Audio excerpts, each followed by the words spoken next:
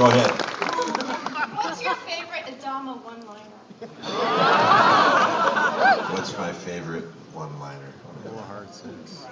I love you, Laura. Gotcha, huh? I gotcha, huh? No, I think that my favorite was, of course, was So Say We All. Tell them the story of that, Edward. Tell them the story how that developed into something. Oh, Ron had written the scene, and when we started to do it, it was the very first scene we ever did together. The very first day of shooting was they did a couple of hours with Baltar and Six, and they were just kind of like trying to figure that relationship out a little bit. And then they went in and they had hundreds of people that came in extras, and we were using the hangar for the first time. And of course it was the scene, the So Say We All scene. And basically what ended up happening is we ended up, they were trying to stage it, and I just said, listen, it was so brutally surreal what was going on, because we had just finished going through 9/11, and it was really not a healthy time. And so to be going into this world this way, we were all kind of trying to get our footing. And our footing was really, nobody knew each other. So we were all kind of very depressed, and we've been standing around for like a couple of hours and waiting to do this scene. And then we finally got around to do it. And the first time I did it, we never rehearsed. I said, no, let's shoot it.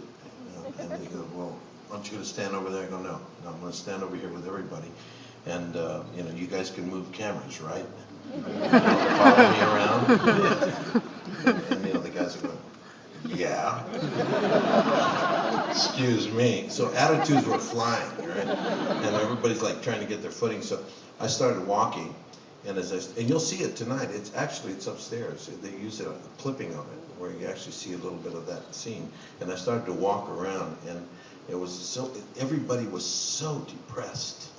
The whole, just gone. And so the hope was gone, and that's when I did the big lie, and so I walked around the dead bodies, and I came up to the front, and I came to everybody, and then I just said, we will find Earth. I promise you we will find Earth. So say we all. And nobody said nothing.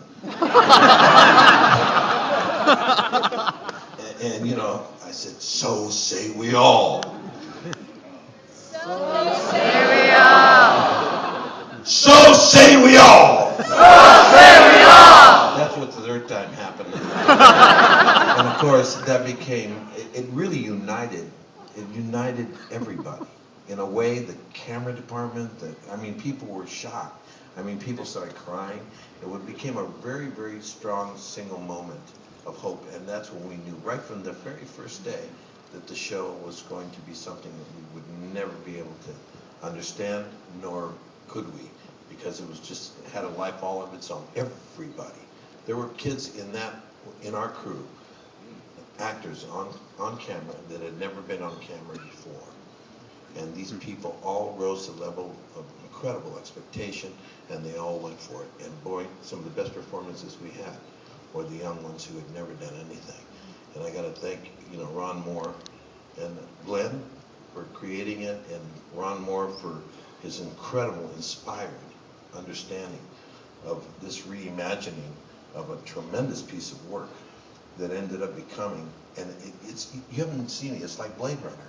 Blade Runner is better today than it was 30 years ago. And people look at it, and people who have never seen it before, people who have never seen Blade Runner before, when they see it now, they go, man, this is really good. Yeah, it's 30 years old. When they see this program in 50 years, they're going to say, man, these people were really hitting it right on the head. This was really amazing. It really speaks to us today. And because it's not going to, believe me, it'll happen before, it's going to happen again. So say we all. So say we all.